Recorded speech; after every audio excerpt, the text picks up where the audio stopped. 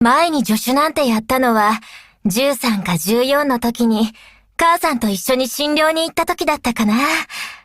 もちろん、今じゃ薬草を配って祝福の歌を読む以外にも色々できるから、手伝ってほしいことがあったら、遠慮せず言ってね。今回ロドスに戻ってきてから、また新顔っぽい子を何人か見かけたよ。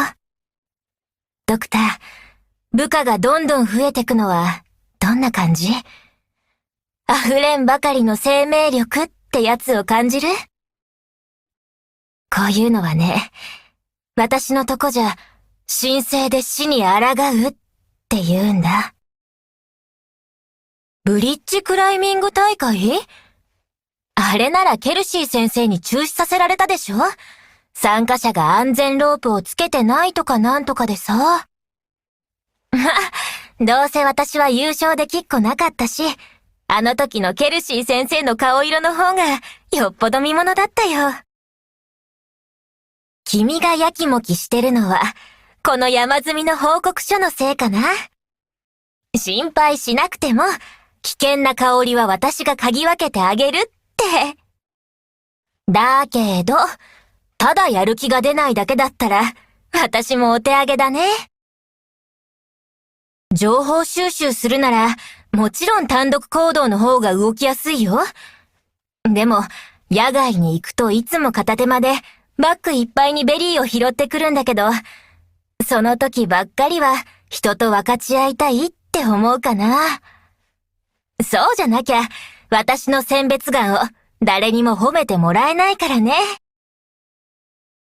軍人らしさが伝わってくる？私に関する資料を読んだ先入観のせいでしょ？軍人だっていろんなタイプの人がいるんだから。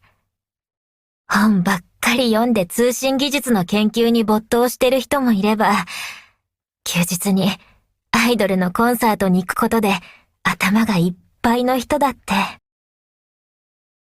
ドクター、顔は見えないけど、チェルノボーグから帰ってきた時よりずっと元気になったみたいだね。だけど、こんな低い天井の下で働き詰めだと頭も鈍っちゃうから、時々デッキで風に当たった方がいいよ。故郷で診療をしてた頃は、レユニオンって名乗る感染者たちにも出会ったけど、喧嘩になっちゃってさ。目に燃えるような光を宿した子たちが、意味のない暴力の渦に投げ込まれて、そのまま燃え尽きちゃうのが、どうしても許せなかったんだ。旅立っていった人たちは、大地の許しを受けて、その胸の中で眠る。だけど、故郷の森の根が届かないところまで離れちゃう人もいるんだ。こんな真面目な話は私らしくなかった？私の故郷での働きっぷり、一度見せてあげたいよ。ドクターも眠りが浅いのかな？静かに見張ってよ。はじめましてドクター。クエルクスって呼んで。会うのは初めてだけど、そこに置いてあるビクトリア北部の情報は私が送ったやつだからね。ちょっと、君にまで報告書の体裁を突っ込まれなきゃいけないの？もっと早くこんな感じにできるようになりたかったな。急に昇進なんてどういうこと？さては私お手製のフルーツの砂糖漬けが忘れられないんだね。私の故郷では、アーツは本来先に用途を決めとかないといけないんだ。相手を威圧するために使うか、それとも救うために使うか。私はといえば、欲張りすぎちゃってどっちもうまくできなかったけどね。そんな私を、君は信じてくれるの？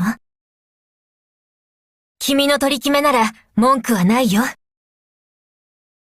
責任重大だね。地上以外の進行ルートも考えてみない？戦いの目的が明確になれば、戦術もクリアになる。大地は怒り狂うか、はたまた慈悲を示すか。まだ悩んでるなら、私がアドバイスしようか。ここで守る。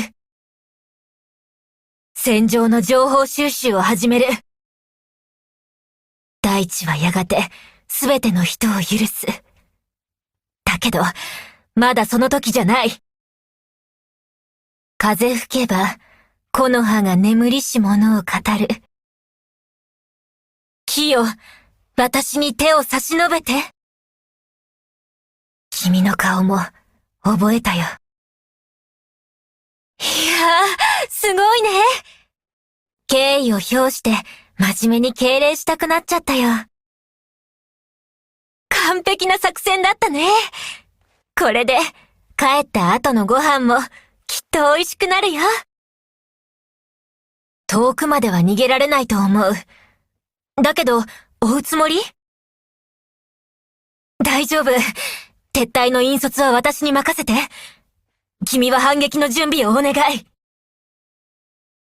こんなところにずっと閉じこもってると、なんか息が詰まるよ。おっと、君もあの子たちみたいに、いたずら好きなのかな？歌が聴きたいって？私たちの歌が本来誰に読むものか知ってて言ってる？普通は重症患者に読んであげるんだよ。アークナイツ。ドクターったら、また執務室に戻ってきちゃって。体も頭も、ちゃんとリフレッシュした？